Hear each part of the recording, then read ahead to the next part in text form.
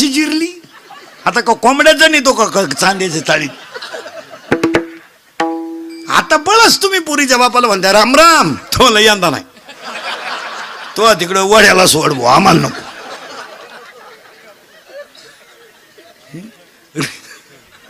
रे आता हे 2-4 वर्षापासून जेवढे लग्न चालेत ना, टोटल लग्नाचा खर्च पुरीचा बाप करतोय. आता पोऱ्याचा बाप, पुरीचा बाप आता खिशाला हातच घालत नाही.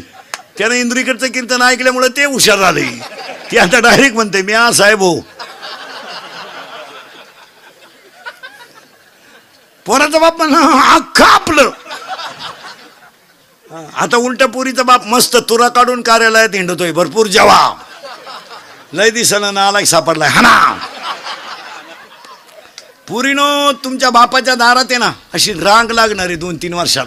मुलगी द्या, मुलगी द्या, मुलगी द्या, फक्त तोवर तुम्ही घरात राहिल्या पाहिजे.